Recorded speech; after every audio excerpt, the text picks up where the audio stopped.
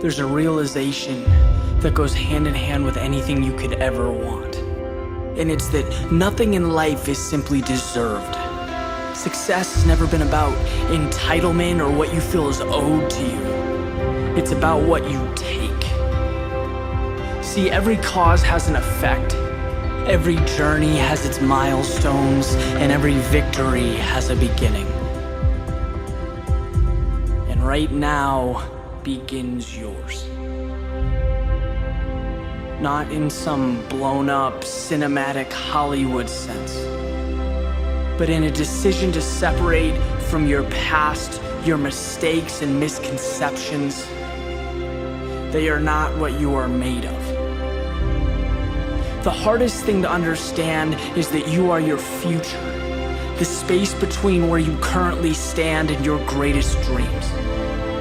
And every step along the way is who you are. That's what defines you, your pursuit.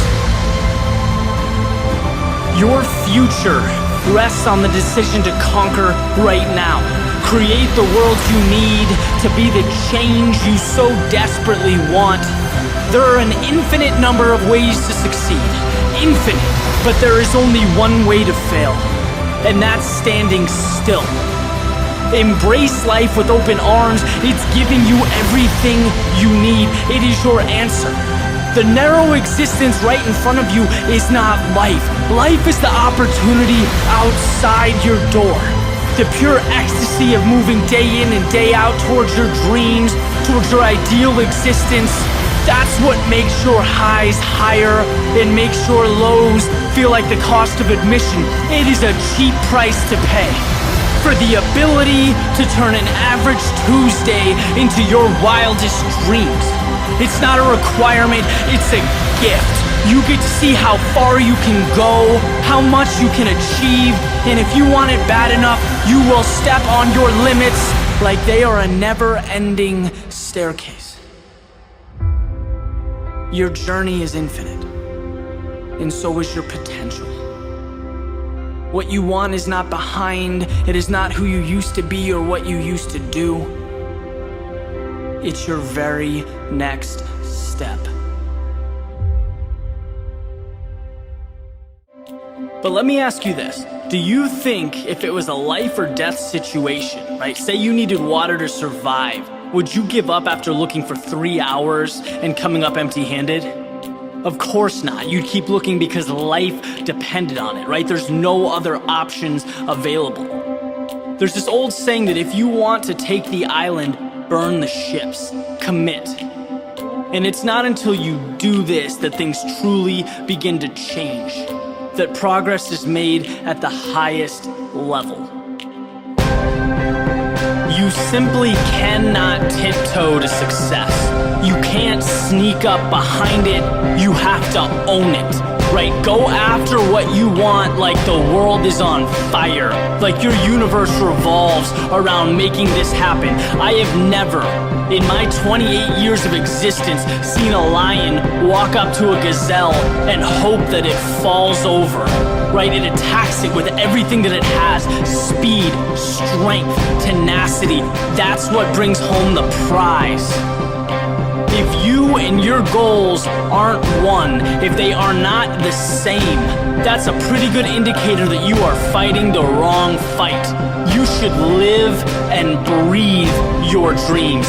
Inhale and exhale them. They should live at the forefront of your mind, where every thought that comes through your head should be in the context of that dream. That basic question, how bad do you want it? Well, if you're not willing to fully commit to dive into something, then that gives you a pretty good answer right out of the gate.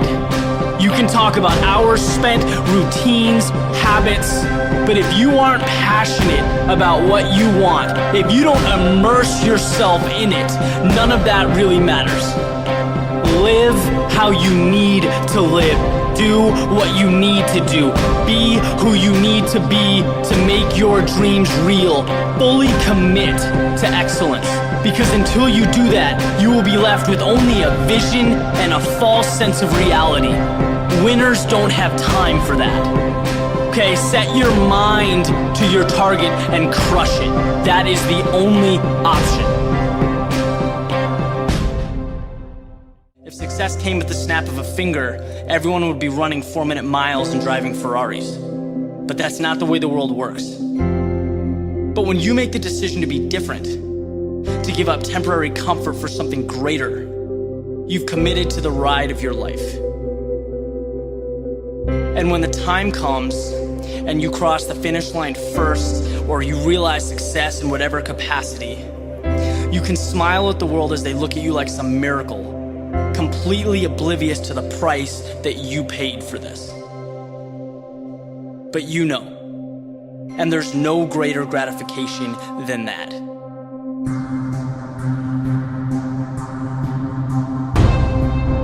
It's been said that it takes 10,000 hours to perfect your craft. 10,000 hours of walking away from immediate satisfaction to enter this sentence of solitude and dedication. It's where you weed out mediocrity. It's where you carve out your place in history. And if you're waiting for someone to come along and just make that happen for you, it'll be a long wait, my friend. Because it's your flame, and if you don't keep it lit, it will die. And a flame can be a fragile thing. Weakness, doubt, uncertainty, failures, they all want to put it out. And if you're not bigger than your body, they will. Trust me, you'll fail. Time and time again. It may not be until your 100th attempt that you even begin to see success. But if you don't have the foresight and that persistence to see past the bumps in the road, you will never know. That relentlessness, it's how you separate yourself from the people that feel sorry for themselves and watch the world from their bedroom windows. But that's not what you signed up for. Nothing good falls into your hands. It's why every day is so important. Think of every hour as a piece of paper, right? By itself, very little weight, very little significance. But committing to the grind every day causes each piece to stack up. And before you know it, you've transformed yourself and your ability. And that's what people don't see, that stack being built piece by piece. What they see is the finish line as it's crossed one by one. They see 30 seconds. They didn't see 10,000 hours. But you did. It's why you hold your head high. It's why you can smile to yourself when people talk about you, quote unquote, being born with talent. It's why you're looking at them from the podium.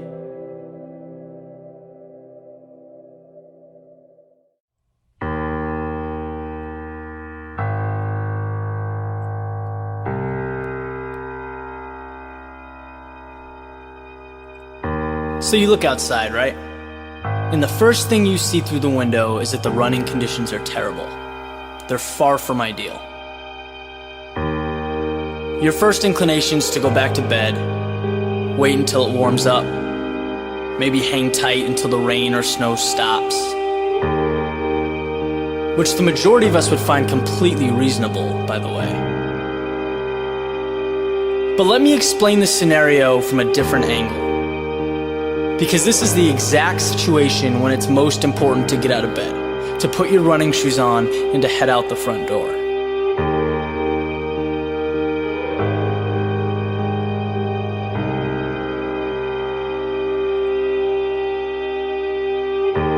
There is an undervalued benefit that comes from putting yourself in an uncomfortable situation, from forcing yourself to be just a little bit irrational. When you look at those who have been successful, what separates them is that they do things and they make sacrifices that others would not. They're the people that study until 4 a.m. or wake up when it's dark outside to practice free throws. Whatever their specific skill set may be, the pattern is always the same. They were willing to pay a price that most wouldn't. They wanted it just a little bit more.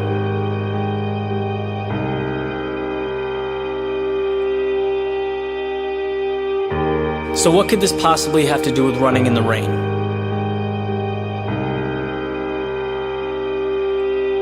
It has everything to do with it. Why is it that when you run outside on a cold, rainy day, no one's out there? It's not because you're doing anything that in itself is great or heroic. You're running alone because it sucks. It sucks to run in the rain, right? To have cold wind blowing in your face. That's not relaxing or enjoyable. It's uncomfortable. But you're out there when everyone else is warm inside, and there's value to that. Training yourself to follow through with your ambitions regardless of hurdles, because life will not always be comfortable. What are you gonna do when things get bad? You lose a client at work, your girlfriend leaves you. You gonna stay in bed? Because there will always be a reason to wait for later, to hope for smoother waters ahead. The best, though, they achieve in spite of undesirable conditions.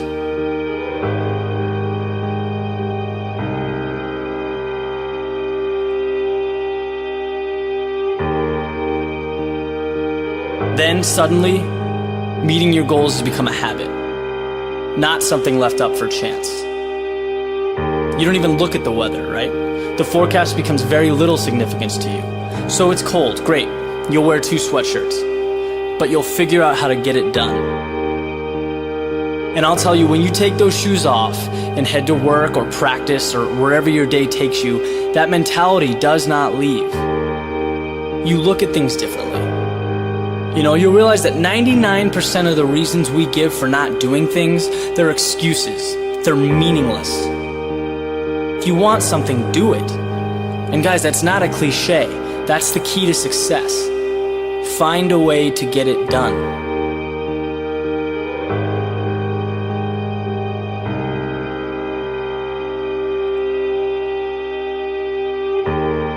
And the best part, when it's finally 72 and sunny and the world is outside ready to run, you'll have lapped that place so many times that you're not even on the same level. You have been to hell and back, and your performance will make that apparent.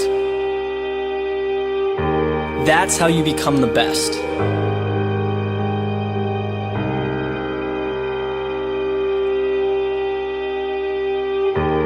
So is it just a run in the rain? You tell me.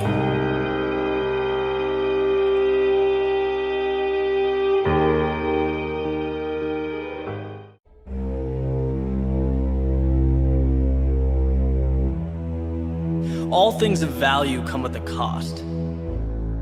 And this cost, it's essential because without it, there's no triumph. There's no victory. It's what separates out those who really want something, the determined. Why do triathletes compete? Why do rowers row, runners